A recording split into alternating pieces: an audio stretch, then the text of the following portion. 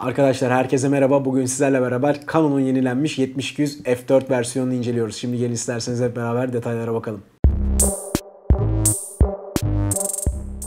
Evet, görmüş olduğunuz gibi 70-200 f4 IS-2 USM arkadaşlar. Kutumuzu şöyle açıyoruz. Bakalım içinden neler çıkıyor. Bir taşıma kılıfımız çıkıyor arkadaşlar. Şöyle köpüklerimiz çıkıyor. Bir parasolet çıkıyor. Ve ürünün kendisi çıkıyor arkadaşlar. Şöyle bir açalım poşetinden. Masamıza koyalım. Evet arkadaşlar, 70-200 f4'ün yenilenmiş versiyonu şu an elimizde. Görmüş olduğunuz gibi. Şu an bu tutuşla ben sanki bir termos tutuyorum gibi arkadaşlar. Gerçekten çok hafif ve çok kompakt bir gövdesi var. Özellikle 70-200 2.8 ile kıyaslandığı zaman arada dağlar kadar fark olduğunu söyleyebilirim. Evet, şimdi gövdeye baktığımız zaman arkadaşlar değiştiğini görüyorum bazı şeylerin. Burada ergonomi bakımından gelişmiş bayağı bir. İsterseniz şimdi gelin ismini size anlatayım arkadaşlar. Burada görmüş olduğunuz gibi Canon Zoom Lens EF70-200 f4 IS-2 USM yazıyor. Yani zoom lens olduğunu söylüyor. Bu lensin 70 ila 200 arasında zoom yapabileceğini söylüyor arkadaşlar.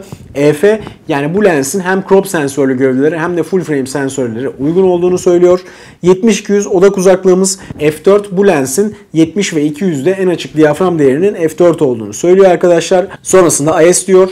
IS ise titreşim engelleyici. Bu lenste 5 stopluk bir IS var arkadaşlar. Ondan da bahsedeceğim birazdan.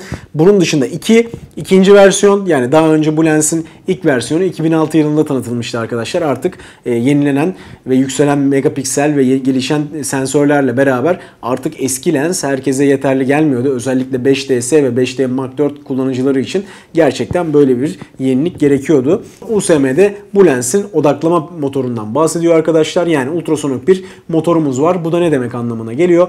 Video ve fotoğraf çekimlerinde çok daha sessiz ve çok daha hızlı bir odaklama performansını bu lens bizlere sunuyor diyebiliriz. Gövdesini incelemeye devam edecek olursak arkadaşlar, burada görmüş olduğunuz gibi yine Canon'un L serisi, yani kırmızı halkası burada bizlere sunulmuş. Arka tarafta ikinci olarak bir halka görüyoruz. Bu halka buradaki odaklama motorunu manuel olarak müdahale etmemizi sağlıyor arkadaşlar.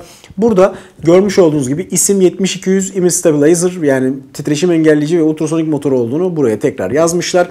Burada bir hiperfokal netleme için bir alanımız var. Yine bir Canon logosu burada cihazın üstüne konumlanmış. Tuşlara baktığımız zaman burada full diyor. Yani odaklama motorunun tamamıyla çalışıyor anlamına geliyor olması demek. Diğer tarafa aldığınız zaman ise 3 metre ve sonrasına, yani 3 metre ve sonsuzluğa kadar netleme yapıyor anlamına geliyor arkadaşlar bu modlar.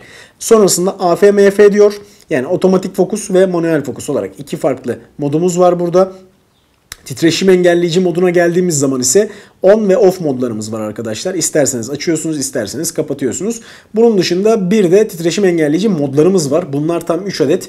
1, 2 ve 3 olmak üzere burada bizlere sunulmuş arkadaşlar. Titreşim engelleyici modlarından bahsedecek olursak arkadaşlar, bir genel kullanım için uygun. İkinci versiyona geldiğimiz zaman bu pan hareketleri yaparken uygun olan modumuz. Üçüncü versiyon ise, yani üçüncü mod ise tripod üzerinde uzun pozlama yaparken bizler için en uygun mod diyebiliriz arkadaşlar. Bunun arkasında bulunan o halkaya baktığımız zaman 70 ila 200 arasında zoom yapmamızı sağlıyor.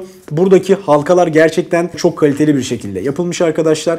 Bunların dışında arka tarafına baktığımız zaman ise tabii ki bir L serisine yakışır şekilde gördüğünüz gibi burada metal bir bayonetimiz var arkadaşlar. Şuradaki içerisi de kadife kaplı. Yine Canon L serisinin ince detaylarından bahsetmemiz gerekir burada. Şurada bir alanımız var. Buradaki alan da bu lensin aslında bütün kötü hava koşullarına karşı ne kadar dayanıklı olduğunun en büyük kanıtı diyebilirim. İçine baktığımız zaman ise arkadaşlar tamamıyla artık kötü hava koşullarına, yani neme ve toza karşı gerçekten en üst seviyeye çıkarılmış bir gövde diyebiliriz arkadaşlar. Zaten burada baktığınız zaman 70 ila 200 arasında zoom yaptığımız zaman ön tarafında hareket etmemesi yine bunun içinde büyük bir kanıt diyebiliriz. Bu cihazın titreşim engelleyici özelliklerinden bahsetmek istiyorum arkadaşlar. Çünkü gerçekten çok gelişmiş bir titreşim engelleyici var bunda. Canon'un 100-400 ikinci versiyonunda kullanmış olduğu titreşim engelleyici bu cihazda da bulunuyor. Böylelikle bu cihaz bizlere tam 5 stopluk bir titreşim engelleyici engelleyici sunuyor arkadaşlar ki gerçekten çok yüksek bir oran diyebiliriz.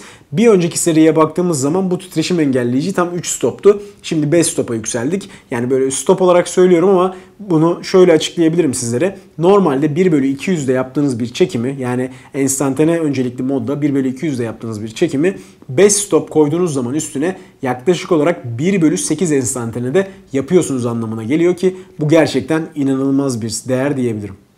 Ürünün gövdesini tanıtırken arkadaşlar sizlere burada zaten titreşim engelleyici modlardan bahsetmiştim. Pan moduydu arkadaşlar. Burada eğer kullandığınız gövde 6D Mark II ya da M5 ya da M50 gibi bir makine ise o cihazlarda bulunan Pan Assist özelliği buradaki modla beraber birleşince gerçekten pan çekimleri için üstün bir performans sağlıyor diyebiliriz. Bu cihazın otomatik odaklama performansından da bahsetmek istiyorum sizlere arkadaşlar.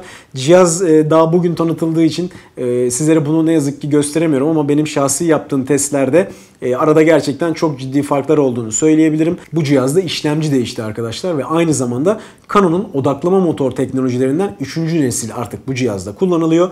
Bu bakımdan artık odaklama performansı gerçekten çok hızlanmış diyebiliriz. Demin CPU değişti demiştim. CPU'nun değişmesi de özellikle zoom lenslerde titreşim engelleyici de olursa makinenin pil performansını etkiliyordu. Artık bu gelişen CPU ile beraber pil performansı da gerçekten güzel seviyelere düşmüş diyebiliriz. Bu lensteki kaplamalardan da bahsetmek istiyorum arkadaşlar. Kaplama deyip geçmeyin. Gerçekten çok önemli. Özellikle Canon'un L serisi kaplamaları çok özel ve çok spesifik kaplamalar oluyor. Öncelikle cihazın üstünün tamamıyla florin kaplı olduğunu söyleyebilirim. Yani özellikle L serisi olmayan lenslerde bu florin kaplaması olmuyor ve herhangi bir şekilde bu lens kirlendiği zaman temizlenmesi gerçekten kolay olmuyor. Bu tarz lenslerde, florin kaplı lenslerde temizlik işi gerçekten çok kolay. Bunların dışında baktığınız zaman Super Spectra coating var, yani kaplamalar var. Bu da artık bunun en son nesline sahip arkadaşlar. Bu kaplama sayesinde lensle beraber çekim yaparken flaring ya da ghosting problemleri artık gerçekten çok azalmış diyebiliriz. Bunu zaten ilk önce Canon'un 35 mm lensinde görmüştük. Gerçekten çok başarılı, çok güzel bir kaplama olduğunu söyleyebilirim. Cihazın dışına baktığımız zaman arkadaşlar hafif olduğunu söylemiştim. Yaklaşık olarak 780 gram ağırlığına sahip. İçine baktığımız zaman ise içinde 9 adet diyafram bıçağı bulunuyor arkadaşlar. Bir önceki modelde 8 adet bulunuyordu. Yani burada da bir yükselme mevcut. Bu diyafram bıçak sayısı da yükseldikçe ne oluyor? Arka tarafta görmüş olduğunuz bokehler çok daha yuvarlak, çok daha güzel çıkıyor diyebiliriz. Peki bu lens kimler için uygun arkadaşlar? 70-200 f4'ün birinci versiyonu hatırlayacak olanlar vardır ama tabii ki isli olan versiyonu. Gerçekten Canon'un en keskin lenslerinden biriydi. 70-200 Canon'un en çok satan lenslerinden bir tanesi. Gerek f4 gerekse f2.8 olsun. Burada Canon f2.8'in gövde kalitesi ve optik performansını beğeniyorsanız ve aynı zamanda Canon 70-200 2.8'in ağırlığı ve boyutu sizler için fazla geliyorsa 70-200 f4 sizler için gerçekten çantanızda olmazsa olmaz 70-200 aralığındaki en keskin sonuçları sizlere verebilecek bir cihaz olduğunu söyleyebilirim. Ve bununla beraber gelişen AF teknolojileriyle 800D, 77D, 6D Mark II, 5D Mark IV ve 1DX Mark II gibi gövdelerde bulunan yeni bir AF sistemi var arkadaşlar. Bu AF sistemi ile beraber extenderlara baktığımız zaman arkadaşlar 1.4 ve 2x extenderlarımız var. Bu extenderlarla demin saydığım gövdelerde kullanabiliyorsunuz ve otomatik odaklama yapabiliyorsunuz. Bu tarz durumda ne oluyor? 1.4'ü koyduğumuz zaman arkadaşlar 98 ila 280 mm oluyor ve diyafram 4'ten 5.6'ya yükseliyor arkadaşlar. Extender'ın 2x'ini kullanırsanız 140 ila 400 oluyor. Diyaframımız da 8'e yükseliyor diyebiliriz. Evet arkadaşlar, her kullanıcının çantasında mutlaka olması gereken harika bir lensi inceledik. 70-200'ün yenilenmiş versiyonu.